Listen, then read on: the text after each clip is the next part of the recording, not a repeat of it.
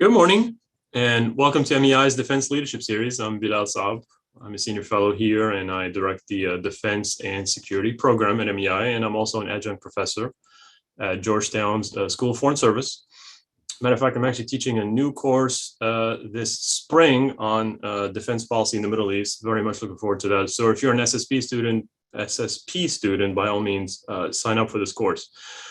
This is episode number 14 of the Defense Leadership Series, and we're just incredibly fortunate to hold it with an old friend of MEI and an old personal friend of mine, Dr. Mara Karlin.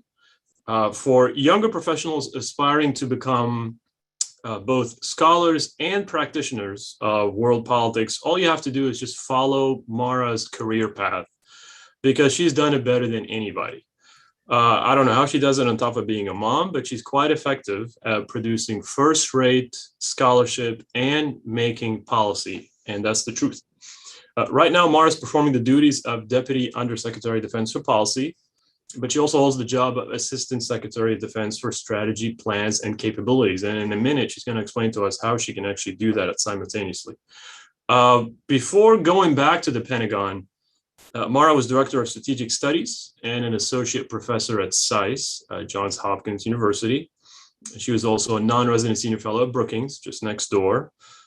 She worked for 5 Secretaries of Defense, so now she's going to have to add one more, in various capacities. And of course, an important reason why we're having this conversation with Mara is because she is a top expert on the Middle East, because that's what we do, of course, among other subjects that she knows very well. She is the author of 2 books on defense policy and military history. And if I get that right, one is coming out in December of this year, called The Inheritance, America's Military After 2 Decades of War. And another one, of which I'm a huge fan, came out in December 2017, called Building Militaries in Fragile States. Let me describe the Defense Leadership Series real quick, and then we can get into the conversation with Mara. We created the series back in June of 2020. The first inaugural event was with CENTCOM Commander, General Frank McKenzie. Since then, we've hosted some of the world's top defense officials and military leaders, current and former. And on October 18th, so coming up, I'll be speaking with our first guest from across the Atlantic from NATO, Mr. Giovanni Romani, who heads the Middle East Department within the Alliance. So make sure you tune into that. That should be interesting. Mara, it's truly a pleasure to have you with us this morning. Thank you for taking the time. And let me just give you the floor for a minute or two if you have any opening remarks. Thank you so much, Bilal. It is such a treat to be here. Thank you for that much too kind introduction. You and I, of course, have known each other since we were sort of like baby wonks in DC, and now we're just sort of like grayer, hopefully slightly smarter wonks. And it's a real treat. You and your team do fantastic, fascinating work on what is easily among the most interesting regions around. So I'm delighted to be here and to talk about all of these tremendous issues. Thank you very much, Mara.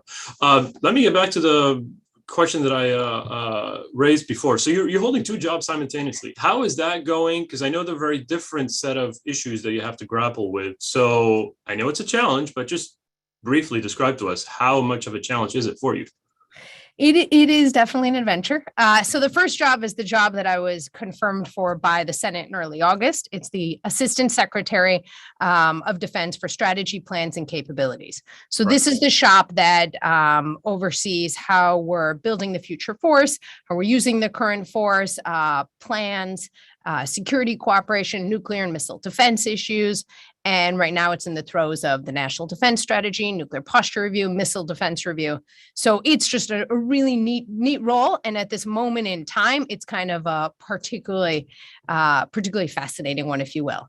While I'm doing that, I'm also temporarily acting in what is probably the most awkward title ever. I'm performing the duties of the Deputy Undersecretary of Defense for Policy. There's no good acronym for it. But what it means in practice is that I'm working as the deputy in an acting capacity to Colin Call, who's our Undersecretary of Defense for Policy. And Colin is just tremendous. Obviously, he knows this region really well and just broader national security issues. So I would say the intellectual and the schedule overlap is not as much of a Venn diagram as one might like. So it's been a sporty adventure, but frankly, I feel really spoiled because these are just fantastic teams. And if you're just a little bit curious, right, there's like no shortage of issues to kind of wrestle with and figure out what to do with. But it is the days and nights have been long, but I am profoundly honored to be doing all this. Fantastic. Okay. Well, why don't we just start this conversation actually by talking about some of those important, vital documents that you guys might be working on right now, and you have been working on for some few weeks and months. And I'll just name a couple. The first being the new National Defense Strategy, right? For every administration, they have to come up with this document. And then the Global Force Posture Review, right? So where are you guys in that process? And I'm going to take a guess that some of the principles from the previous one, the National Defense Strategy, will be retained, like the great power competition, for example, the focus on China. But are there new principles, new themes that you guys are working on? And by all means, feel free to break news on this platform if you want. All right, thanks, Bilal. So yes, we are in the throes of review season. As you know, the Congress requires this department every 4 years to step back and say, what are you trying to do broadly? What's your strategy? This requirement is known as the National Defense Strategy, and we owe it to Congress in January, which felt like very far away and no longer is, it turns out. And the approach that we're taking is really an integrated approach for the first time. So we've got the National Defense Strategy kind of as an umbrella, and we're nesting the other strategies under it, like the Nuclear Posture Review and the Missile Defense Review. I would say it is all heavily informed by the interim national security strategic guidance, which hopefully you've got a chance to look at. The administration put this out in February. It's a really solid document that kind of talks about our priorities, how we're thinking about the world. And it's been a really nice placeholder as the national security strategy has been put together. On the National Defense Strategy, I think you're hitting an important point. I think the focus on China will, of course, be important. We saw this in 2018, and I would expect that to continue to be kind of a key effort as well. I might suggest, you had mentioned great power competition. I think there's a move a bit away from that, really more towards strategic competition. And that's more than a bit of kind of a wonky switch of words, if you will. I think with great power competition, there can be this insinuation that we're competing just because we are a great power. Right. Whereas strategic competition ideally requires a disciplined and focused approach. It requires us to think about where and in what ways this department has a strategic advantage over the various actors. And so I suspect that we will kind of make more of that shift. I would also suspect that we're going to spend a lot of time focused on deterrence. You've probably seen our secretary has given some really thoughtful speeches. Probably the biggest one was a couple months ago out at Indo-PACOM, where he talked about integrated deterrence. Really, how are we deterring and thinking about this across the spectrum of conflict with our allies and partners across our interagency? So I think that'll be key as well. And then, of course, what does this all mean for the Middle East? Right. And going forward, a lot of this means that we want to think about how to maintain our status in the Middle East as the partner of choice by supporting our regional partners, affirming our shared interests to counter common threats. We have these shared threats, and I'm guessing we'll spend some time over the next hour talking about some of those, because there's a panoply, as we know, and talking through, with our partners, how do we thoughtfully approach regional security and a regional security architecture that makes sense and is really tied to these threats. And then, of course, building partner capacity plays into that, an issue that I know that you enjoy a lot. So we're in the throes of these things. Hopefully we will meet our deadline by January and put them all out and show how and in what ways this department is shifting, given, frankly, changes in the global security environment. Great. Excellent overview. So why don't we delve a little bit deeper into how these documents will apply in the Middle East, or at least affect our posture and strategy there. So you very well know that there's been a process going on, very gradual, of shifting resources from the Middle East into the Indo-Pacific to be in a better position to conduct this strategic competition that you just mentioned, right? And it's not a theoretical shift. It's been very real. You're seeing missile defense batteries moved from places in the region, fighter squadrons being reduced, training missions also a little bit trimmed here and there. So it's very much real. Are we on the cusp of something even more dramatic as far as posture changes in the region? I would think probably like the Fifth Fleet. Is there any chance of that being moved to be in a better position to pursue our maritime interests in the Indo-Pacific? Or is it going to be more or less the same as far as posture in the region? It's a really good topic. I'm delighted you raised it. And of course, I will push back slightly on the notion that it's so black and white and zero sum, of course, although I fully recognize that that may be a perception. Right. So in an effort to try to inject some clarity and nuance into, I think, a topic that you and I both know is a sensitive one. It's sensitive here. It's sensitive with our partners in the region. Let me make kind of a couple points. So first of all, and this should be obvious, but it never hurts to restate. We're a global power with global reach. Our military has unmatched ability to project power. It has unparalleled strategic depth with its alliances and with its partnerships. If you want just a recent case study of how the U.S. military, can kind of go anywhere and do anything in extraordinary ways, I would say look at the ability to facilitate the evacuation of 124,000 Afghans in really just a few weeks, right? I mean, that was quite literally setting history, which was just extraordinary. Right. So I note that because we do have this ability, we have this unparalleled ability to kind of get anywhere at any time. And I think that nuance helps ensure that we don't just sort of laser and focus and say, wait, what do we have today? It has to be exactly what we have tomorrow, because otherwise, all sorts of things will happen. Sure. So you had mentioned these missile defense assets, and I'm really happy you raised those because it's a good example of a tough decision that was made here at the Pentagon to redeploy several of these missile defense assets from the region. These assets have been deployed for a number of years, and frankly, the readiness was just sucked out of them. Sure. And if we're not taking care of these platforms today, we're actually not going to be able to use them when we need them tomorrow. Mm-hmm.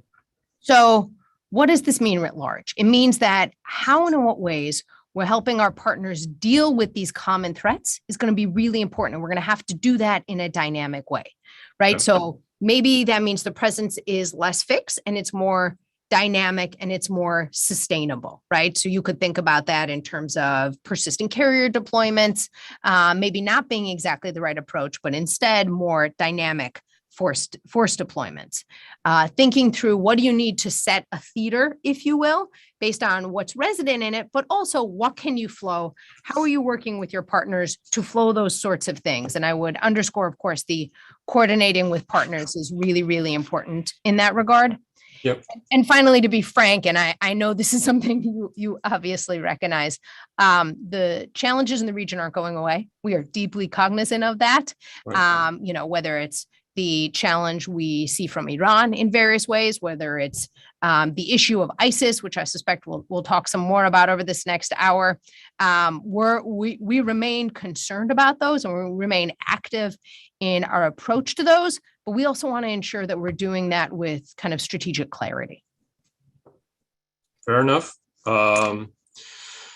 Let's talk about Afghanistan for a little bit, because obviously it's a huge topic. It's in the headlines, and even though we did leave, but there are a lot of issues that still have to be taken care of in that part of the world. So we certainly withdrew all U.S. troops. And I believe that a few weeks ago, the Pentagon, perhaps DIA, I think, released a statement saying that it is our estimate that within a year or two, Al-Qaeda could regroup and once again pose a threat to the homeland.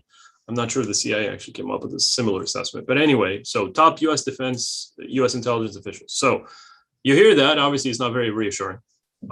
So one of the ways we're trying to mitigate that risk is by pursuing the option of over-the-horizon strikes. And you saw that we had faced some significant challenges with that not too long ago when we tragically killed a family of 10, 7 of whom were children, because we couldn't tell the difference between an ISIS operative and an aid worker. So there's a lot of challenges there.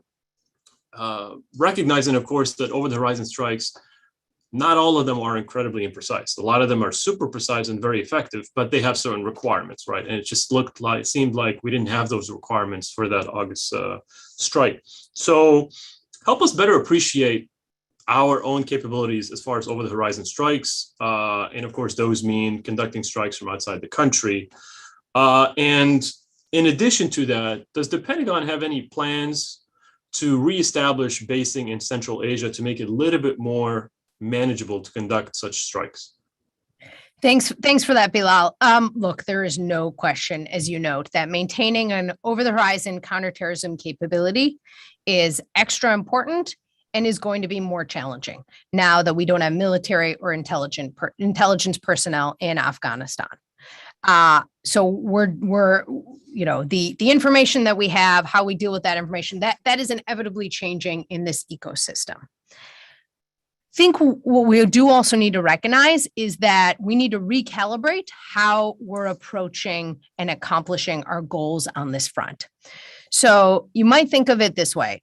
Before, when we had this robust presence in Afghanistan, we really needed kind of detailed tactical level understanding of how terrorists were operating, right? Mm-hmm. Because we were thinking about issues like force protection, right? We were thinking about issues in terms of protecting, obviously, our folks on the ground, not just our military folks.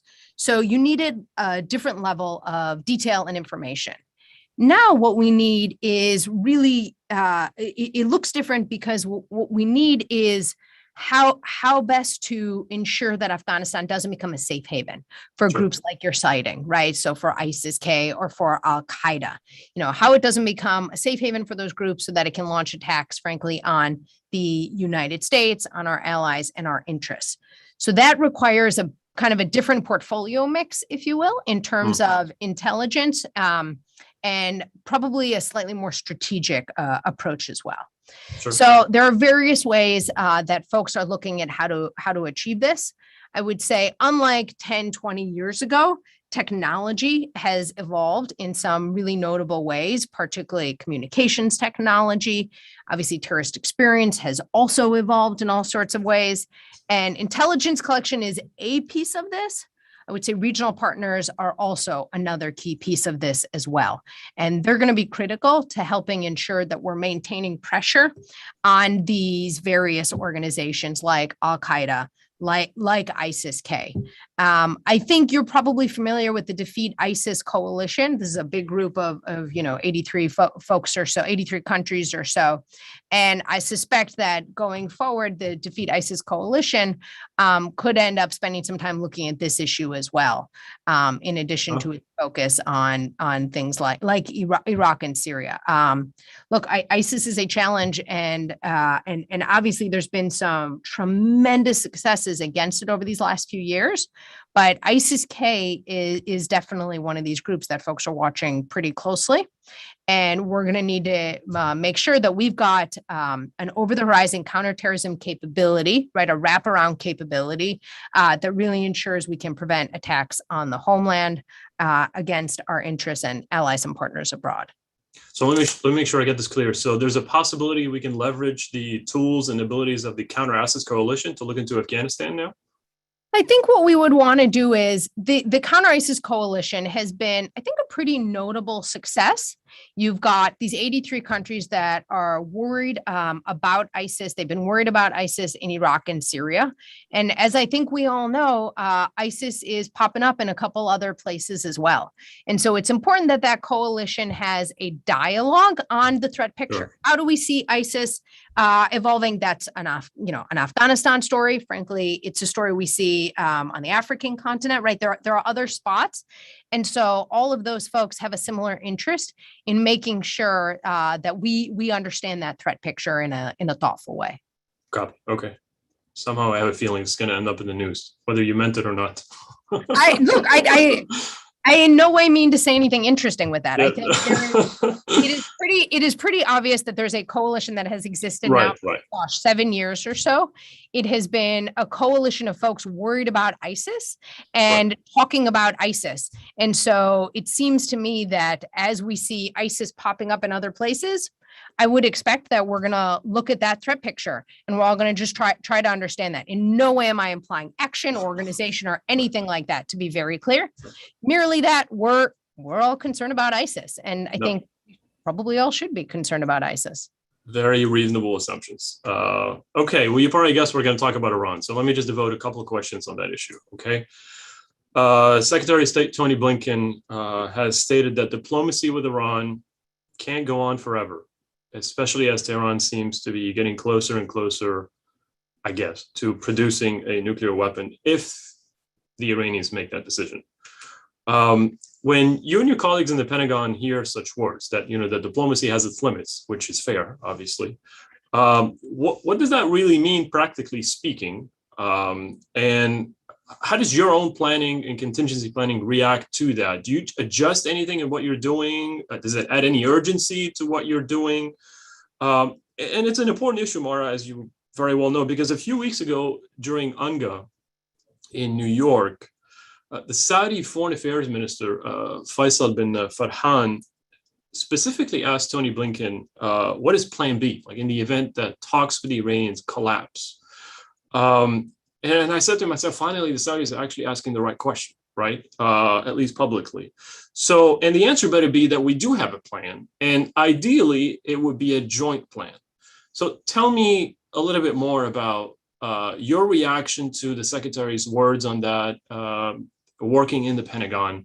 And then tell me if there's any kind of a semblance of a joint plan with the partners to address any contingencies that might not be desirable.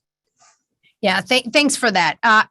Look, I think you know quite well, this administration is committed to using diplomacy as the tool of first resort, and Iran is a perfect case study as we look at that. Our colleagues at the State Department have engaged in many, many rounds of good faith negotiations to try to get all the parties back into compliance with the JCPOA and to put Iran's nuclear program back in a box. And so they're doing extraordinary yeoman's work on that. And I think we're all seeing where diplomacy can take us. As you know, the president has spoken about this topic. You noted the secretary has as well. And what I would say is from the Department of Defense, our job is to have a range of options prepared for the president should he request them. We know what our job is, and we make sure to do our job pretty darn well. So that makes sure that our troops have the right equipment, the right training, the right operational concepts to handle potential crises, to manage escalation, and to restore deterrence when necessary. It also means, as you're noting, that we've got to stay really closely aligned with our regional partners and our international allies to ensure that the international community is as united as possible so that we understand. I would say we all recognize this threat. We've got to have a lot of close collaboration on how we're understanding the threat and how it's evolving and what needs to be done about it. Okay. Can we try to unpack this collaboration a little bit more concretely? So you remember that one of the biggest drawbacks of the JCPOA, the 2015 nuclear deal with Iran, was it didn't have really a joint framework with our regional partners to tackle some of the challenges that we worry about, including Iran's militias in the region, and then the expanding and increasingly precise missile arsenal. And now you got to add unmanned assets to that. Okay, so is there any effort currently to come up with some kind of a more coherent joint framework with those partners to address these issues, or we have yet to pursue that? Thanks for that. So first of all, and I know you know this, we definitely share our partners' concern about Iran's destabilizing activities in the Middle East. I won't go through them, but there's a whole lot in a whole bunch of places that you and I pay attention to, and it's profoundly problematic. It is undermining security and stability. So we share the concern, and we need to work closely with our international allies and our regional partners to address what is unfortunately a long-term challenge. It's a challenge that we've seen for decades. It's a challenge that's grown more complex and more sophisticated in a bunch of ways, especially as frankly, I think back to when you and I were first in this business 2.5 decades or so ago, right? Our worries about proxies were somewhat limited in terms of number. And now you see somewhat of a proliferation of proxies. Right. And those proxies are more capable in a bunch of ways. And they also work with one another in ways that I think probably 2.5 decades or so ago, 2 decades ago, we probably wouldn't have conceptualized, right? So it's become kind of more complicated. There are more actors on the chessboard than there were before. So what about that? Obviously, as I previously noted, on the nuclear front, we're committed to pursuing meaningful diplomacy for mutual return to compliance with the JCPOA. On this other front, we're working closely with our allies and partners to push back on the Iranian support for terrorism, its proliferation of this increasingly sophisticated lethal capability to these non-state groups. It's a threat to our partners. It's a threat to our troops in the region. To threat to security. So I would give you just one example in particular, which we see with the Houthis in particular, how we're helping our Gulf partners defend against that. Mm-hmm. So we're helping them defend against ballistic missiles, explosive boats, and UASs in a wide variety of ways. Probably most notably is we're working hard to help them develop an integrated air and missile defense system. We're doing a lot of regional security cooperation in this regard as well, so that we can help ensure that there's some serious security here. So frankly, as you know, I think compared to previous periods of time, our partners have, and I would define our partners with like the widest aperture possible. Right. Our partners have a pretty similar understanding of the threat picture at this stage and similar recognition, and also increasingly want to cooperate with one another, not just with us. Mm-hmm. I think back to when I was probably first in the Pentagon 1.5 decades or so ago, there was such this push on the sort of hub and spoke model. Yeah. And while the U.S. role is obviously still critical, it feels increasingly easier because you do see this complementary desire to collaborate. And by saying kind of, wide aperture on partners, by this, I also mean, the Gulf states, the Israelis, the opportunities that we've seen out of the Abraham Accords. Right. I'm glad you mentioned the issue of regional air and missile defense integration, because to me, at least, that is the one priority that seems to be the game changer, right? It's an old one. We've been trying to achieve it for some time, obviously. And it's not just on us, it's also on the partners. That requires all sorts of levels of cooperation, not only technical, but also political, obviously, and higher levels of trust. But to me, frankly, if we succeed in that priority, this is what will be the game changer as far as enhanced security in the region and having better defenses against incoming missiles from Iran. So hopefully we'll continue to work on that. Yeah, I think that is spot on. Absolutely. And so as unfortunately the threat has gotten more sophisticated, I do think we see deeper and more meaningful cooperation. Yeah. And I would say, I know you're really tracking this, but in case other folks in the audience are not, Israel is moved to the CENTCOM area of responsibility. Yep, we'll talk about that. Mm-hmm. Perfect. All right. So I don't want to preempt you, but it's. No, you're good. You're good. So actually, perfect segue. Thank you very much. So you've mentioned the Abraham Accords. Okay. Big deal, at least potentially. And as far as security is concerned, what security opportunities do you see there as far as the incorporation of Israel into CENTCOM? And what kind of thinking can you share with us that's been going on in the department regarding that very issue? Maybe some concrete, initiatives that you can share with us and excite us a little bit about that.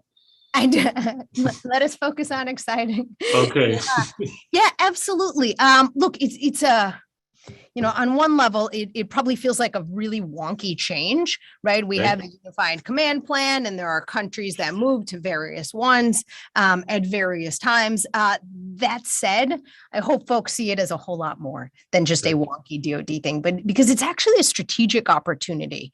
Right. Now, Israel has been traditionally in the EUCOM area of responsibility. It has obviously had all sorts of discussions with CENTCOM, given the bucket of issues that CENTCOM covers. However, it hasn't been traditionally in CENTCOM. It hasn't had all of those kind of regular, inevitable touch points that happen from being a part of the CENTCOM community. And that's really where I think the goodness will be. Before, it was a bit of how do we stitch together CENTCOM, EUCOM, and Israel, tracking all of these things. And you had to be incredibly deliberate and to sort of ensure what happened. And inevitably, right, then there's sort of logistical issues or what have you. So going into CENTCOM now means that Israel will inevitably touch the issues in the region, the folks in the region, through this regional security lens all of the time, right? It's going to be baked in. You won't have to think about it. It'll just become natural, whether that's how you think about liaison officers that are at CENTCOM headquarters, whether it's how you think about combined military exercises or regional security dialogues. Israel will now inevitably be a part of those conversations, be a part of that involvement. And that, of course, will build on, what we've seen with the Abraham Accords is that they made those ties just a lot deeper and wider, so that's a little bit easier. That all builds on, of course, what we've seen with the Israelis, the Egyptians, and the Jordanians. They're not in the Abraham Accords. However, those relationships have been critical for regional security, and I think those will be a really nice lead-in as we see Israel integrated into CENTCOM. And so this is one area where it does kind of feel like there's just a panoply of opportunity, again, from exercises, from dialogues, from just having the liaison officers, from having folks inevitably have to engage one another with the military mindset, because we do know that the views on the security picture are much more similar than not. Right. You mentioned hub and spoke, so us being hub and then the partners being spoke. So we will be facilitating greater cooperation between Israel and those Arab countries. Could you clarify what areas for security cooperation might exist that would be really profitable for everybody between the Israelis and some of the Arab countries? As in, help me understand your question. As in, yes, can you give me one more? Could they cooperate a little bit more, for example, on air and missile defense, for example, or intel sharing? Like, what other areas do you have in mind that would be really mutually beneficial? I think those are two fabulous case studies you just noted, right? I mean, we see that the air and missile defense picture has gotten a lot more complicated and a lot more worrisome. And to the extent that they are more comfortable integrating and understanding that threat, sharing information about that threat and how and in what ways it's changing.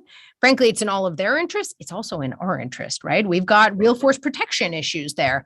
And so that integration, so much is nascent. Israel literally just moved to the CENTCOM area of responsibility quite recently. But what I would like to think is 10 years from now, when you and I are both sitting on a Zoom with a lot more gray hair, I suspect, I'm hoping that 10 years from now, we'll be able to say, hey, that was an inflection point. Right. That was a moment that allowed for some meaningful security cooperation and security collaboration. Right. I only asked this question half jokingly, but let's just say the Saudis go to the Israelis and say, we would like to procure systems from you to boost our own missile defense. Is that a problem for us? Gosh, I mean, look, without knowing any details of what there are no details. I'm just hypothetical. Right. Hypotheticals are always dangerous to sort of dally in, I think, from a policy perspective.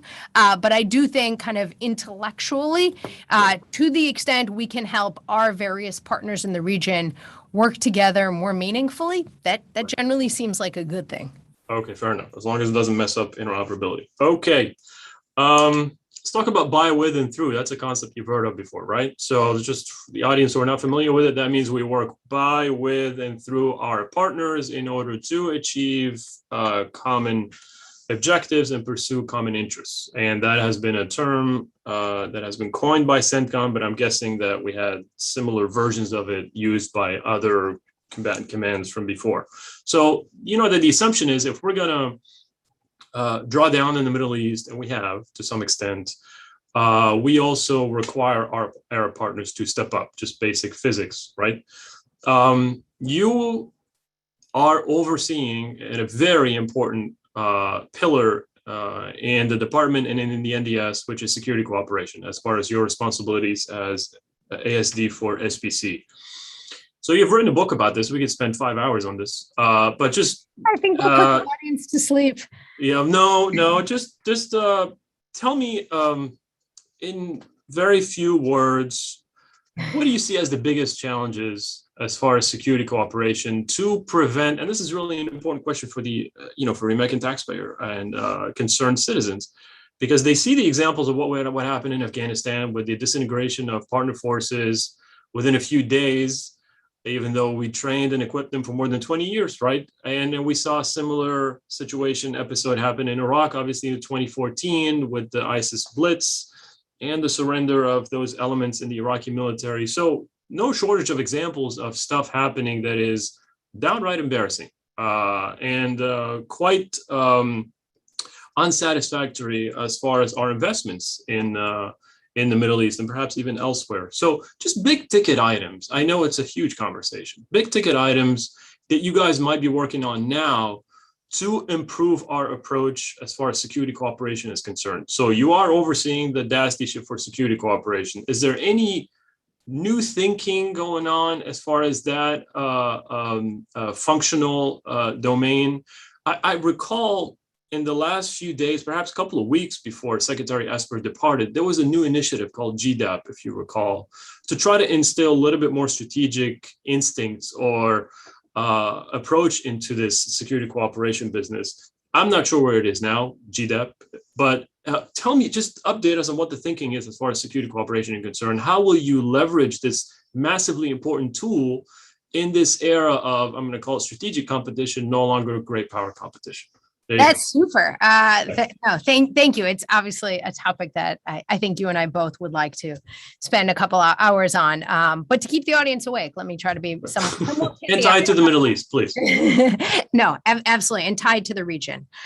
So look, we're always looking for ways to strengthen our cooperation with our regional partners and help them address these threats, both with our support and independently. And I would sort of highlight that piece, right, where we want to promote stability and security through them in particular. And we need them to be playing important roles. So, right, we'll give them security assistance. As you know, we've had many of these partnerships for a number of decades, but how we do this matters. And I think you are spot on to say, we need to look at our successes. We also need to look at our failures, at the ones that haven't gone that well. There are sort of two ideas that I've really pushed in my research that I think the department has started to make some good progress on, but it's probably a little nascent. And this plays into the GDAP that you highlight. So one is we've got to have clarity of our purpose and role. Why are we doing this security cooperation effort? No kidding. What are we trying to achieve here? I recognize that for folks who haven't touched this issue as much, that probably sounds obvious. I think your research has shown this very much, as has mine and a whole bunch of other folks, that it can be a little bit too easy to kind of veer from that or to have a lack of clarity on it. Why are we, no kidding, doing this? The other piece that I would highlight is how and in what ways can we closely work on the security structure and the leadership of those partners? How can we really help them? And this is put under sort of a rubric in many ways of defense institution building, which the department has increasingly, and I think rightly, prioritized in recent years. And we see a bunch of examples around the region. Bahrain is just one of those examples where we've really tried to help think through, how do we help make this a successful and sustainable force? So with that, let me give you a positive kind of case study, a positive success story, which is Jordan. And Jordan is obviously a key counterterrorism partner, and that is due to years and years of efforts of the U.S. working to build Jordanian capability. Right. Now, this is helped by the fact that we generally have really similar goals. And so this gets at that kind of purpose and role piece, right? In terms of how we think about regional stability and how we think about counterterrorism to deal with the region's conflicts. So we've been able to give Jordan a bunch of assistance. I think it's something like $2 billion or so in foreign military financing to strengthen the military's ability to deal with various challenges. And what we've seen is really a formidable, professional force. I think you've seen this in particular as it relates to the Defeat ISIS coalition, where you've seen their really good work. I would also note, and this is why Jordan is really, I think, worth putting on a pedestal, the work with the Jordanian military, which is that they've been able to, through a bit of our help, so we helped them financially set up what's known as CASADA, the King Abdullah Special Operations Training Center. They've been able to help train other militaries to enable other militaries to do exercises. So you've got this great kind of train the trainer approach. So in my mind, Jordan is a really positive case study. I think it's because we generally agree on what we're trying to do, and we've been able to help work with them to achieve some serious capabilities, right? A military where when you look at their efforts over the last decade or so, it's incredibly impressive around the region in particular. Okay, just to emphasize, that's American money, right? Through security assistance intended to bolster the capabilities of a partner. It's not the partner purchasing it with its own money, right? Yep. Absolutely. And I should state, although I know you know this, of course, you're talking to someone from the Defense Department. So, of course, we're going to focus on the military cooperation. We know these relationships must be holistic, right? It can't just be no cooperation. You know, what's kind of the whole of government approach that we're taking, especially as it relates to credible, accountable, and legitimate governance. Yep. Okay, we talked about the regional partners. Let me touch a little bit on the transatlantic allies, right? So, and I'll have a chance to talk to Giovanni Romani in a couple of weeks from now about what NATO's evolving role in the region is. So that should be interesting. So I'm sure you tracked this. Not too long ago, there was some movement in the region regarding some kind of a regional security dialogue. Maybe that's too loaded a term, but at least some kind of consultations going on amongst regional parties. And of course, that's always good news. And the Iraqis played the role of host.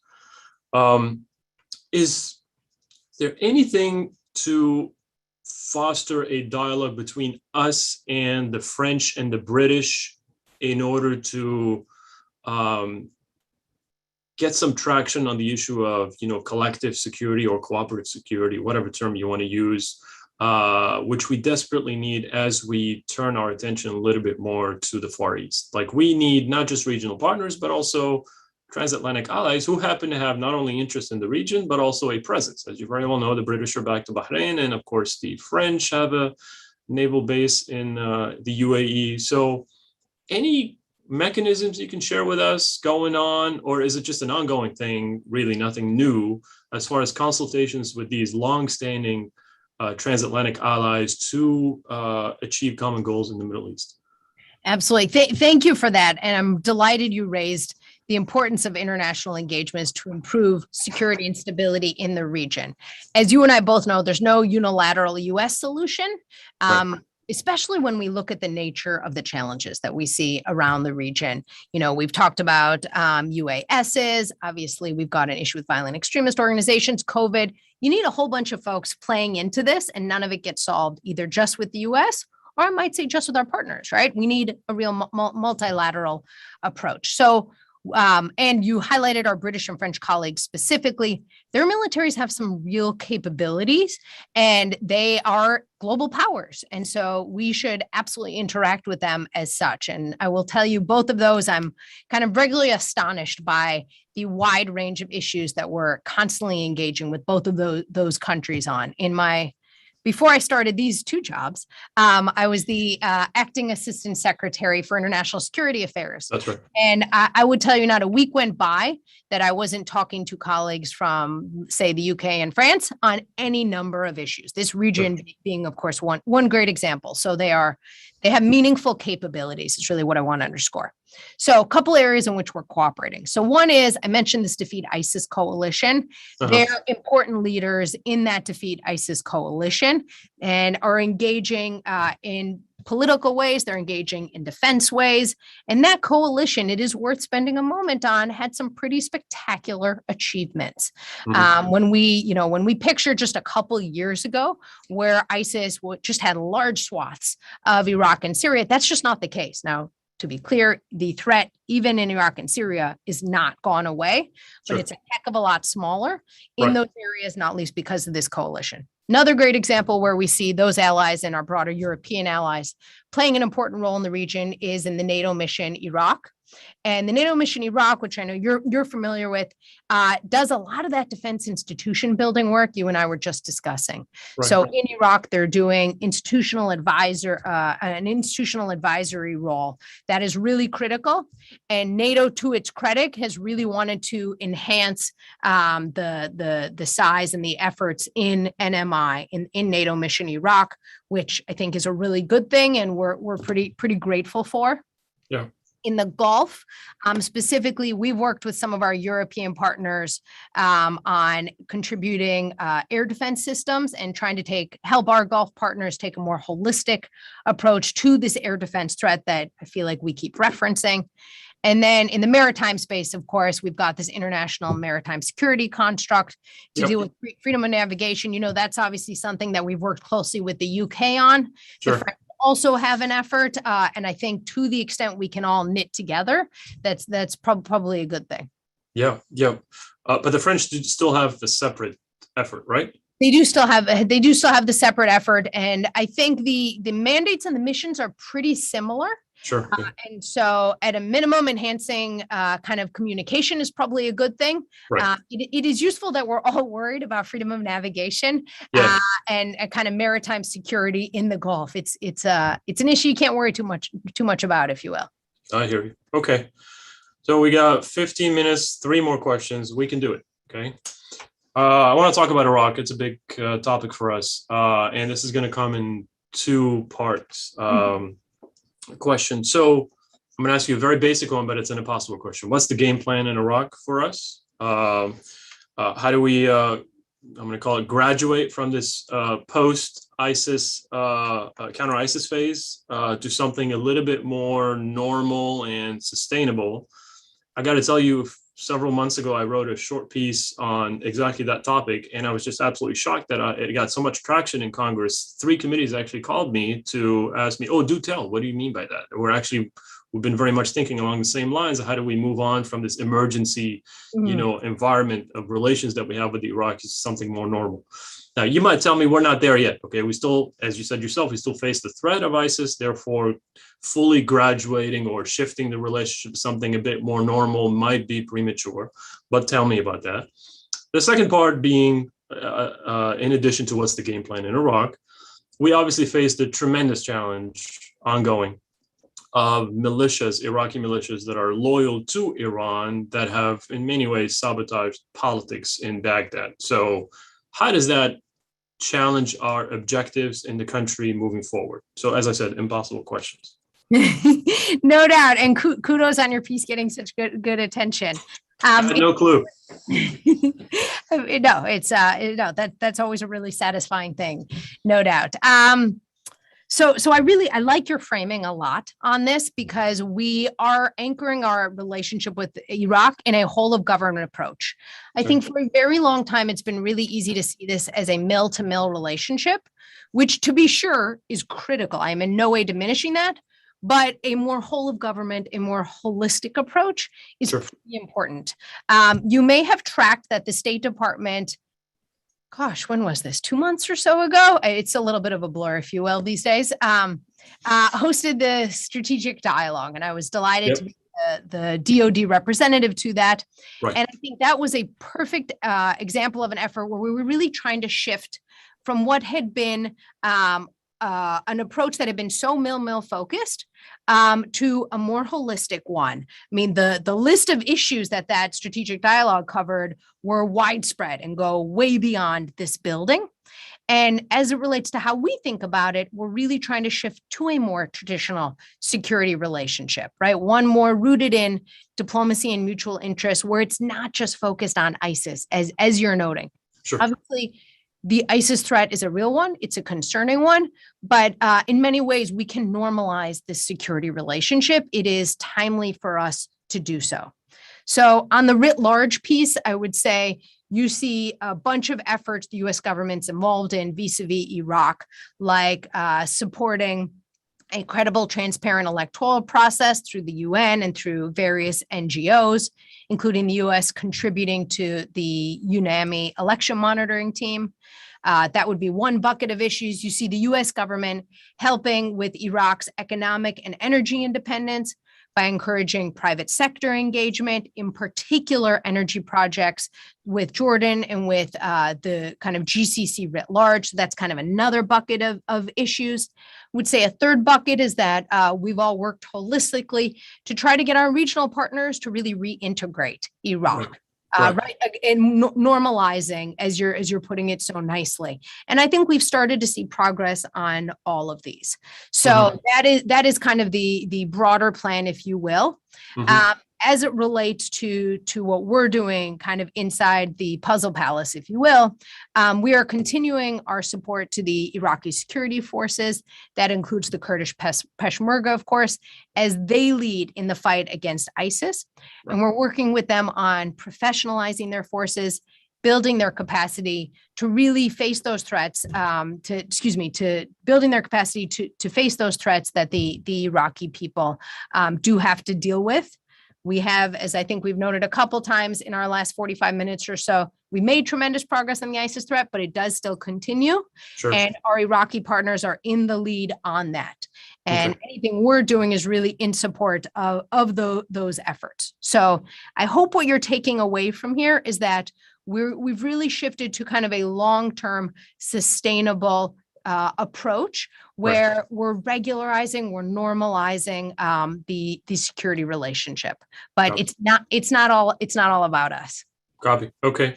And unless I missed it, Mara, I'm sorry. What about some thinking in the department regarding, and not just in the department, once again, you're absolutely right about the whole government approach.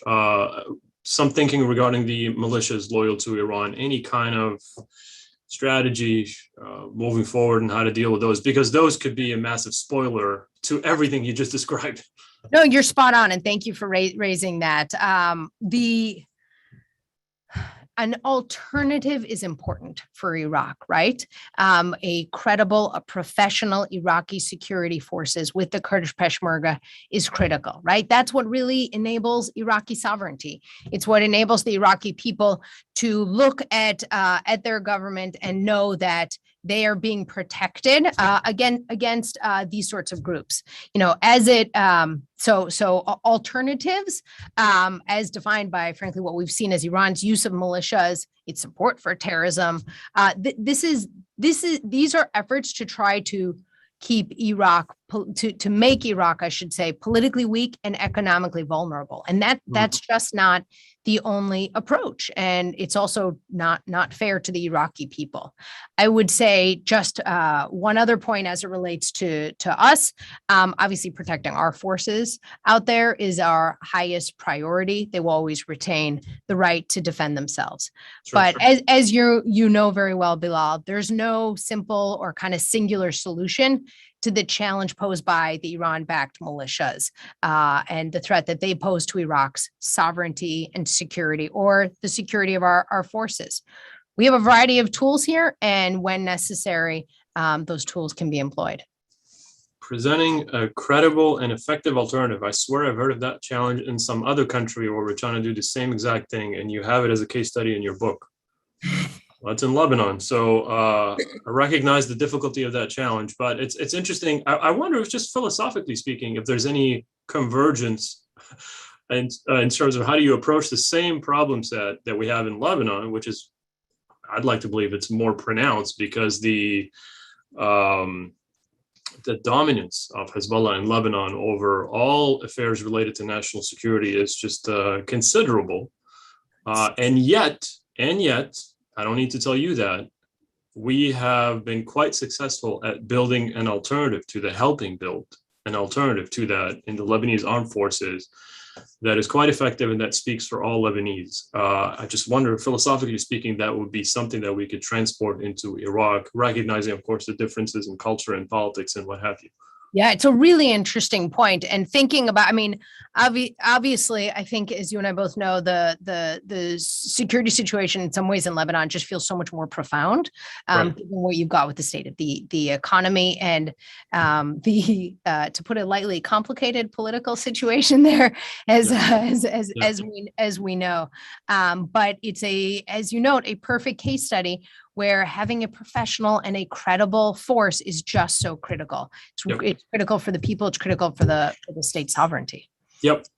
Final question, Mara. We've got 5 minutes. And this one is a little bit more operational technical, so you are certainly forgiven if you can provide a general answer, although I'm not suggesting in any way that you're not an expert on tactical operational issues. So, I'm not. And I only raise it because it's becoming an increasingly difficult challenge for us in theater. So the issue of unmanned aerial systems, which have become much more accessible for adversaries, and they don't cost a whole lot. And they've been used quite extensively in several areas in the region, even outside the region, as a matter of fact. And all of these systems favor the aggressor, right, not the defender. I recognize we're not going to be able to solve this problem entirely, but we're going to be able to more effectively manage it, right, just like we do with many other things. What tactics or tools is the department formulating and creating to mitigate the effects of that threat? Because I remember on a weekly basis, when I was in the building, we would receive, the updates from CENTCOM about how increasingly challenging this issue is becoming and that we desperately need solutions for it. So just give us some kind of an update in terms of thinking and in terms of approach to this increasingly challenging threat. Absolutely. And Bilal, you're spot on. I mean, it is a really worrisome issue. And it's one that I think, frankly, we see in the Middle East as problematic, but you could easily picture it kind of shaping the character of warfare writ large. I don't expect it to just be kind of constrained and focused just there. Sorry, something odd just popped up on the computer, so I'm going to close that. Okay. Going back to counter UAS and how we think about it. So you're spot on to recognize it. It is shaping that environment, and we absolutely are prioritizing efforts to address it right now. There's a range of systems deployed today that can, and we've seen have, effectively defended against UAS attacks. And I'd say some of the best minds here are working on ensuring we can really stay ahead of that with our allies and partners. That said, we should call a spade, because what we're really talking about here isn't just UASs that are extemporaneously thrown out, right? It's the Iranian use and proliferation of weapons in the region. It is coming from the Iranians, whether we see it in particular, say, with the Houthis in Yemen, and obviously, just how destabilizing that has been, of course, in direct violation of UN Security Council Resolution 2216.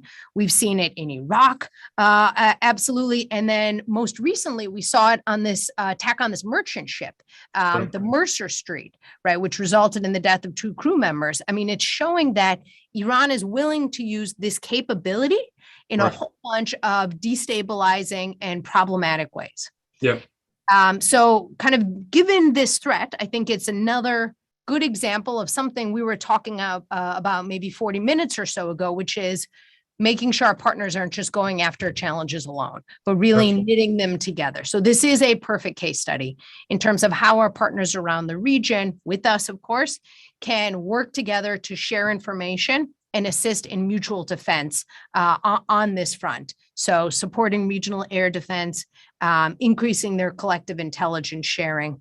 Obviously, in the long term, we need to solve, solving this problem means really addressing Iran's use and proliferation of these issues across the region, not just defending ourselves, once the UAS is in the air.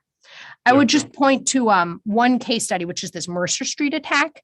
So one thing that we and our colleagues at CENTCOM spent a lot of time on was making sure with Mercer Street that Iran couldn't kind of hide behind this veneer of deniability, right? As though kind of who knows who did this, came out of nowhere.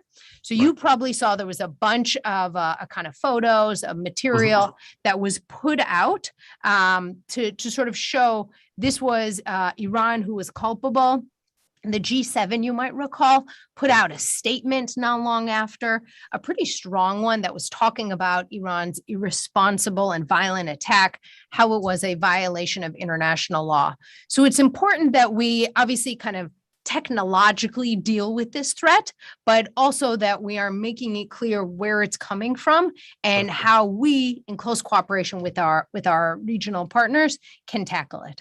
Okay. I'm glad to hear from you that U.S. industry is also catching up to this threat, because this is what the partners are going to ask about more and more in those joint military commissions that we have with them, obviously. Okay, well, Mara, we running out of time, but I want to make sure I give you the opportunity to say any final words, and then we can wrap it up. Thank you. This was such a treat. I think you and I could do a couple more hours, but it was, I look at sort of the Twitter Horizon we just did, and there are so many more topics for us to get into, but thanks for having me. I really appreciate it. It's a pleasure and an absolute honor. You are a friend of MEI, and please come back whenever you want. Very much appreciate your time in this, and good luck with all the responsibilities that you're holding right now. Hopefully it will be limited to one position soon. Thank you. Take care.